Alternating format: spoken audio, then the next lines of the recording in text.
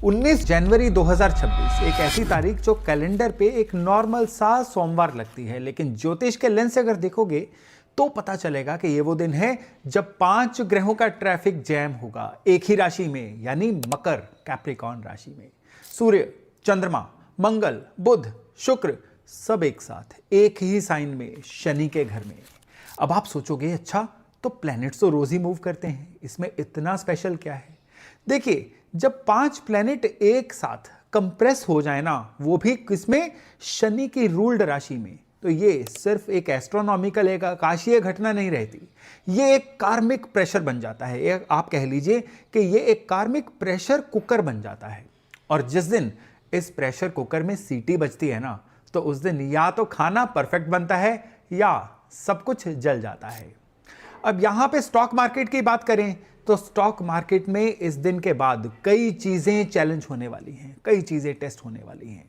अगर हम लीडरशिप की बात करें ना देश दुनिया के, तो यहां पे भी जो लीडर्स केवल एक सब्सटेंस के बिना चल रहे थे ना, वो एक्सपोज हो जाएंगे। रिलेशनशिप की बात करें तो रिलेशनशिप में भी कई टेस्टिंग टाइम इसी पंचग्रही योग की वजह से आने वाले हैं। इवन सरकारी पॉलिसीज की बात कर लेना, तो सरकारी पॉलिसीज में जो भी चीजें सिर्फ वोट लेने के लिए, शॉर्ट टर्म के लिए बनाई गई ना, बिना किसी विजन के, उनको भी इस समय में पूरी तरह से एक्सपोज होने का समय आने वाला है। और आपकी पर्सनैलिटी में जो जो चीजें बिना फाउंडेशन के है ना, 18, 19, 20, 21 जनवरी के आसपास ये सब चीजें जो है ना कहीं शेक होने वाली हैं।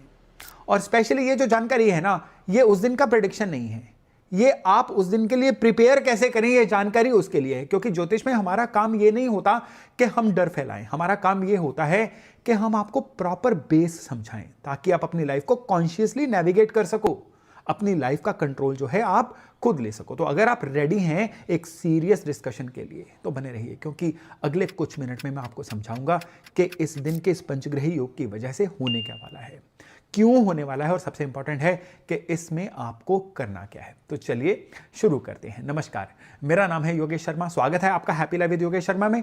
और दोस्तों, इस वीडियो में आगे बढ़ने से पहले एक नम्र निवेदन कि अगर अभी तक आपने अपने इस चैनल को सब्सक्राइब नहीं किया है तो सब्सक्राइब जरूर करिएगा और बेल बटन दबाना बिल्कुल मत भूलिएगा। अब सबसे पहली बात कि ये प्लैनेटरी कंजंक्शन, ये प्लैनेट्स का एक साथ होना होता क्या है। सबसे पहले समझते हैं कि जब एक साथ कई सारे प्लैनेट एक ही राशि में आ जाते हैं तो होता क्या है।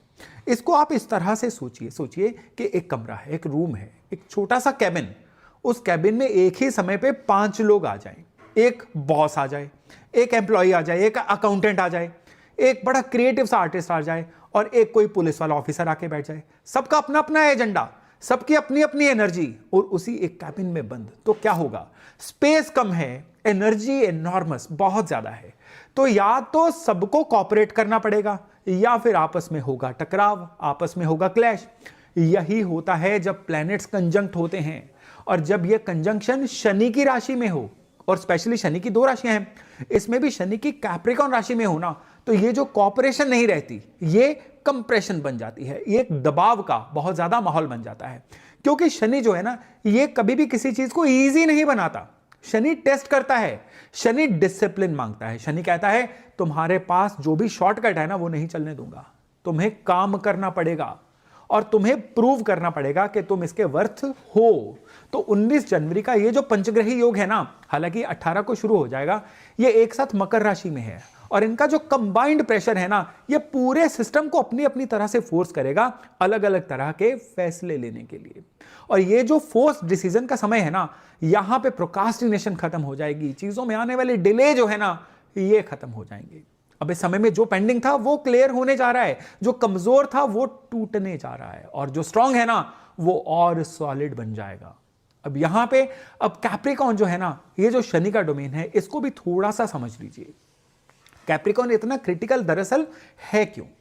अब कैप्रिकॉर्न जो है ना, ये ज़ोडिएक का 10वां साइन है और ये कर्म स्थान है, गवर्नमेंट है, अथॉरिटी है, आपका स्ट्रक्चर है, आपके जो भी रूल्स एंड रेगुलेशन, आपका जो सिस्टम है ना, ये सारे का सारा कैप्रिकॉर्न से जुड़ा हुआ है।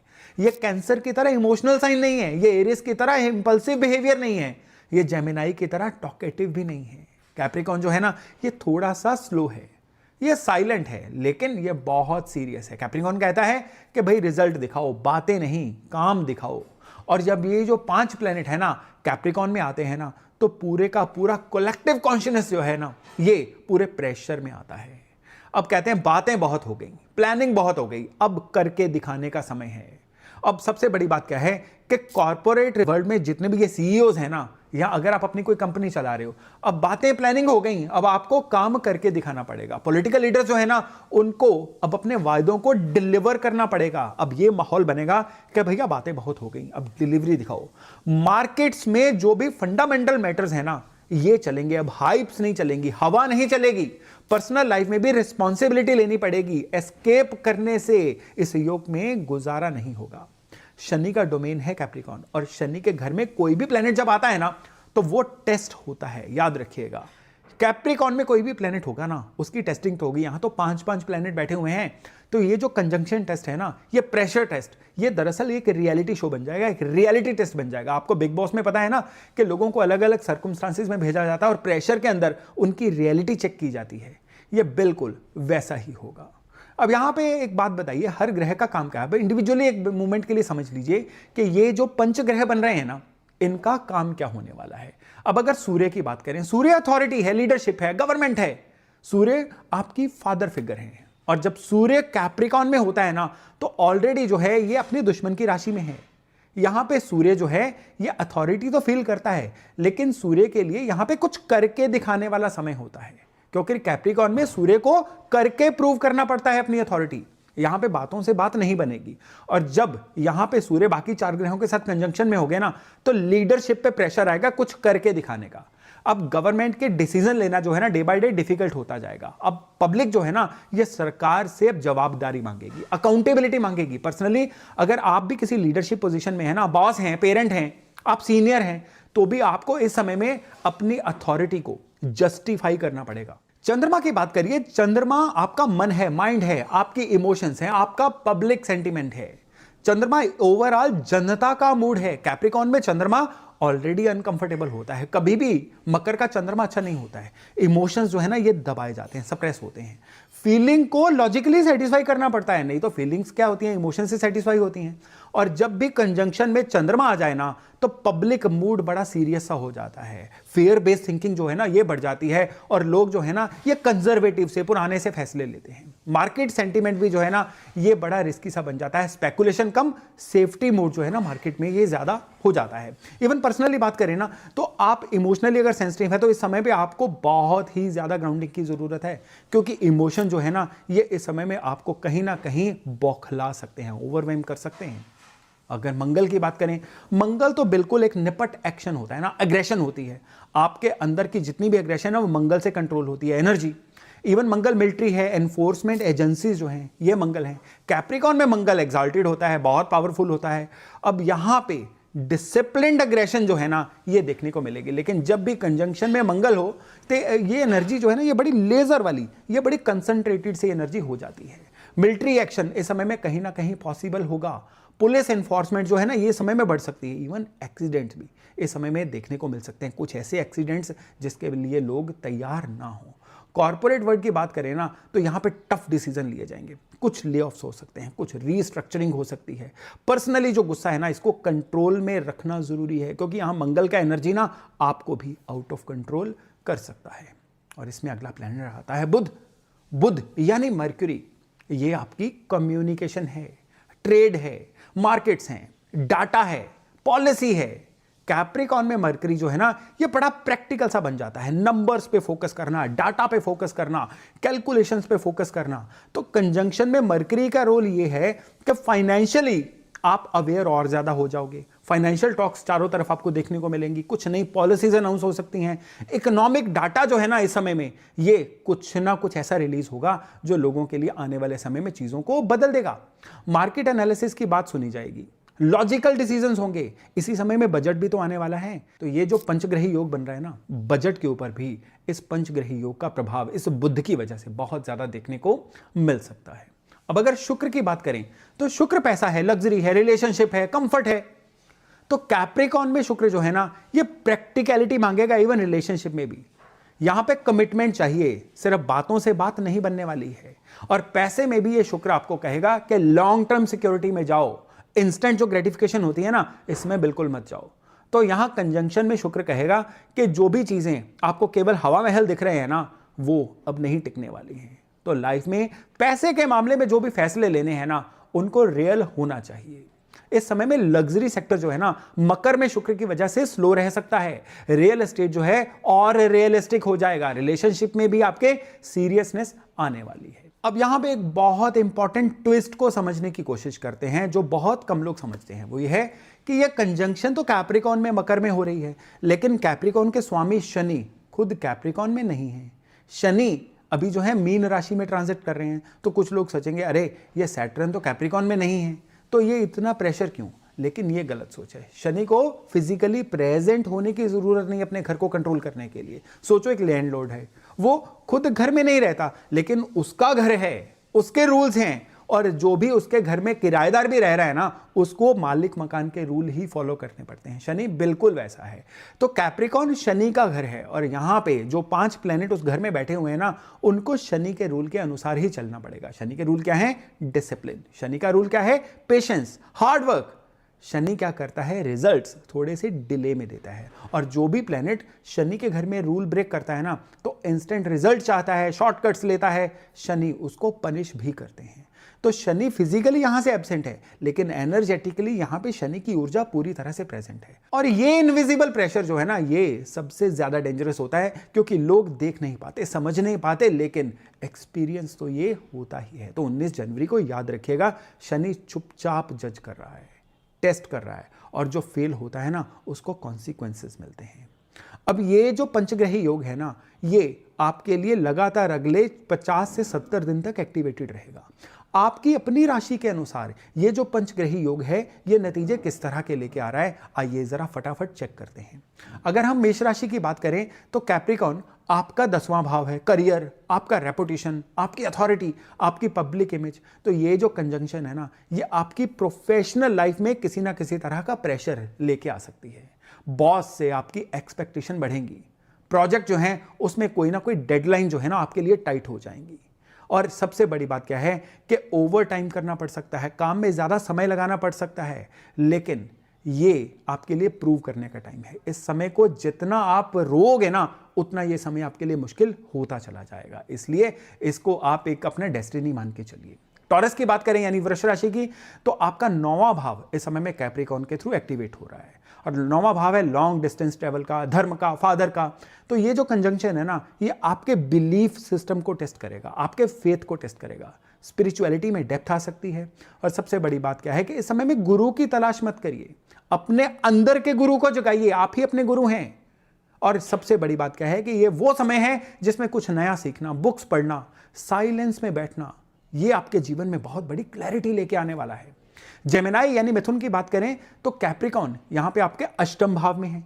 तो 8वां भाव आपका ट्रांसफॉर्मेशन का, हिडन एनर्जी का, गुप्त चीजों को जानने का भाव, साइकोलॉजी का भाव आपका एक्टिवेट हो रहा है। तो ये कंजंक्शन जो है ना, ये आपको अपने फेयर्स को फेस करने के लिए फोर्स करेगा। फाइनेंशियल स्ट्रेस आ सकता है। और सबसे बड़ी बात क्या है, लोन्स, टैक्सेस, इस पे इतना धन आपका लग सकता है कि आप कहीं ना कहीं थोड़ा सा सफोकेट हो जाओ। लेकिन यहाँ पे आपके लिए बड़ी बात क्या है कि कुछ ना कुछ ओकल्ट सीखना, अननोन को जानना, ये इस समय में आपकी बहुत ज़्यादा सहायता कर सकता है। अब कर्क राशि की बात करते हैं। कर्क राशि में आपके लिए कैप्रिकॉन जो है आपके 7th हाउस को एक्टिवेट कर रहा है, जो आपके लिए मैरिज का, बिजनेस पार्टनरशिप्स का, आपकी पब्लिक डीलिंग्स का हाउस होता है। तो ये जो कंजंक्शन है ना, ये रिलेशनशिप में आपके लिए, आप जितना भी लाइटली ले रहे थे ना रिलेशनशिप को, अब उसमें सीरियसनेस लेके आएगा, कमिटमेंट मांगी जाएगी, कैजुअल अप्रोच आपके जीवन से खत्म होगी। और अगर रिलेशनशिप वीक है ना, तो एक्सेप्ट करो और लेट गो करो, यानी अगर छोड़ना है तो छोड़ दो, और अगर सही करना है ना, तो इस समय में यही समय रहेगा कि अपने रिलेशनशिप की कमियों को सुधारो, वीकनेस को सुधारो और उसको सही करो। सिंह की बात करें यानी लियो, तो कैप्रिकॉन आपके 6ठे भाव को एक्टिवेट कर रहा है, जो रोग ऋण शत्रु का भाव तो होता है, आपके सर्विस का भी भाव है, हेल्थ, एनिमीज, सारे तो इसी से कंट्रोल होते हैं। तो ये जो कंजंक्शन है ना, ये आपकी हेल्थ और डेली रूटीन्स को दोबारा से रीस्ट्रक्चर करेगा। वर्कलोड बढ़ सकता है, हेल्थ इश्यूज दोबारा आ सकते हैं, लेकिन डिसिप्लिन आप अपने जीवन में लेके आओ। एक्सरसाइज, डाइट, टाइम पे सोना, टाइम पे जगना, और सबसे बड़ी बात क्या है कि एनिमीज से, दुश्मनों से, कंपटीटर से एंगेज मत हो, अपने काम पे फोकस करो। आपके सारे काम इस समय में इसी तरीके से बढ़ते चले जाएंगे, यानी डिसिप्लिन। अब वर्गो यानी कन्या की बात करें तो कैप्रिकॉन आपकी कुंडली के पंचम भाव को एक्टिवेट कर रहा है, यानी आपकी क्रिएटिविटी का भाव, रोमांस का भाव, बच्चों का भाव। आप अगर स्पेकुलेशन करते हैं तो ये भी तो यहीं से कंट्रोल होता है। तो ये जो कंजंक्शन है ना, ये आपके क्रिएटिव एक्सप्रेशन जो होते हैं ना, उनको बड़ा सीरियस बनाने वाला है। रोमांस में भी मैच्योरिटी आने वाली है। बच्चों से संबंधित कुछ जिम्मेदारियां बढ़ने जा रही हैं।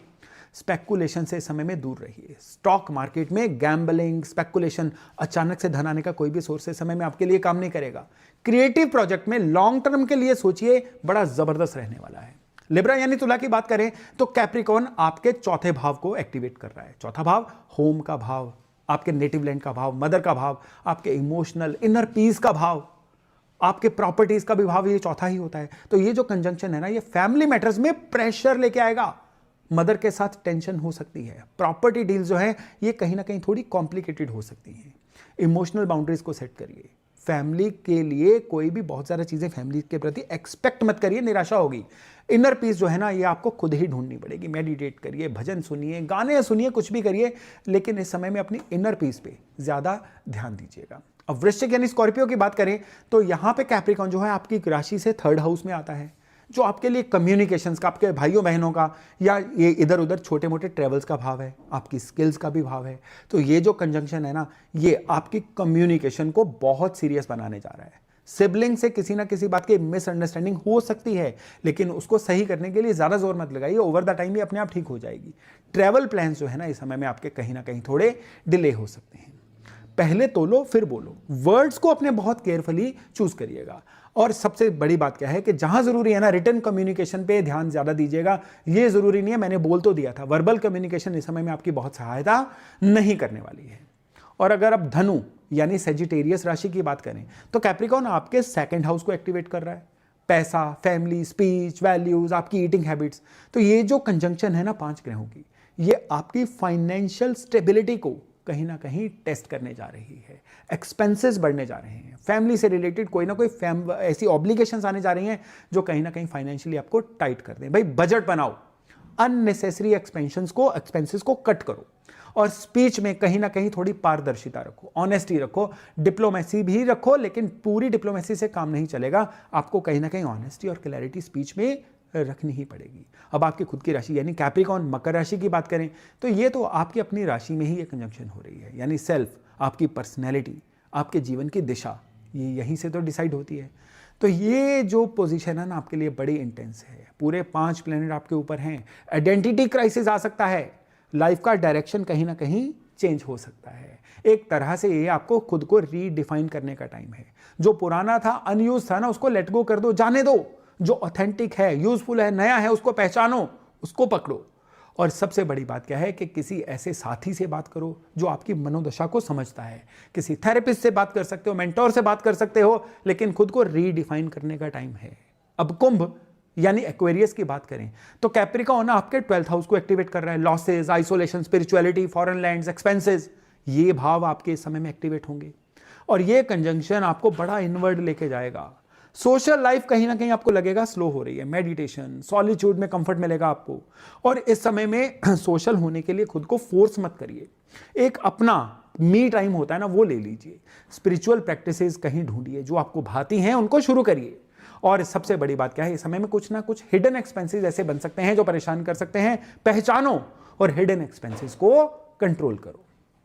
चलिए अब हम बढ़ते हैं मीन यानी पाइसेस राशि की तरफ। कैप्रिकॉन आपका 11th हाउस कंट्रोल कर रहा है। गेन्स का, सोशल सर्कल्स का, बड़े भाइयों बहनों का, आपके एस्पिरेशंस का। और ये जो 5 ग्रहों की कंजंक्शन है ना, ये आपके फ्रेंडशिप को फिल्टर करने वाली है। कितने ही दोस्त चले जाएंगे, कुछ और नए दोस्त बनेंगे, क्लोज आएंगे। यानी आपका जो फ्रेंड सर्कल है ना, ये कुछ ना कुछ नया पुराना इस समय में होगा। क्वालिटी ओवर क्वांटिटी, यानी काम में क्वांटिटी नहीं चाहिए, हमें क्वालिटी चाहिए। और इस समय में ना मेरी एक सलाह है आपको कि सोशल मीडिया से ब्रेक लीजिए, रियल कनेक्शन पे फोकस करिए। और फाइनेंशियल गोल जो है ना, ये बहुत ज्यादा एक प्रैक्टिकल रखिए। और स्पेशली अब इन राशियों के बाद एक स्पेशल और लास्ट बात कि बहुत सारे स्पिरिचुअल टीचर, मोटिवेशनल स्पीकर कहते हैं पॉजिटिव सोचो, यूनिवर्स तुम्हें वही देता है जो तुम सोचते हो। लेकिन जो कैप्रिकॉन यानी मकर की एनर्जी है ना, उसके सामने ये अप्रोच काम नहीं करती। क्यों? क्योंकि कैप्रिकॉन जो है ना, ये रियलिटी बेस्ड है, ग्राउंडेड है, सैटर्न रूल्ड है। शनि तुम्हें पॉजिटिव एफर्मेशन से फर्क नहीं पड़ता। शनि कहते हैं कि तुम्हारा हार्डवर्क देखना है, शनि कहते हैं तुम्हारा डिसिप्लिन देखना है, शनि कहते हैं तुम्हारी कंसिस्टेंसी देखनी है। खाली मैनिफेस्ट करने से भाई बात नहीं बनने वाली है। तो सुबह उठ के एफर्मेशन कर सकते हो, I am successful, I am wealthy, बहुत बढ़िया। लेकिन उसके बाद अगर काम नहीं किया तो जय श्री राम। यहां पे एफर्मेशन जो है कैप्रिकॉन कहती है करो ना करो मुझे कोई फर्क नहीं पड़ता, आपको बस करके दिखाना है। आपको अच्छा लगे, आपको बुरा लगे, आज आप सुस्त फील कर रहे हो, आप अच्छा फील कर रहे हो, कोई फर्क नहीं पड़ता। उठो, काम पे चलो। तो ये जो पंचग्रही योग है ना, ये इस समय में आपको लगातार किक करेगा। और अगर आपको किक नहीं आ रही है तो जबरदस्ती किक लेके आइए। अगर आप इस समय में लगातार हार्ड वर्किंग में जुट गए ना, तो अगले 2 महीने, 3 महीने नहीं, अगले 6-8 महीने तक ये पंचग्रही योग जो है ना, आपके जीवन में फर्क लाता चला जाएगा। चलिए दोस्तों, अभी वाणी को विराम दे रहा हूं। मैं आशा करता हूं कि इस जानकारी से लाभ लेके इस पंचग्रही योग में आप अपने जीवन को बहुत ही बढ़िया बना पाएंगे। तो चलिए, बहुत जल्द मिलते हैं एक नए टॉपिक, नए विषय के साथ। अपना खूब ध्यान रखिएगा। नमस्कार।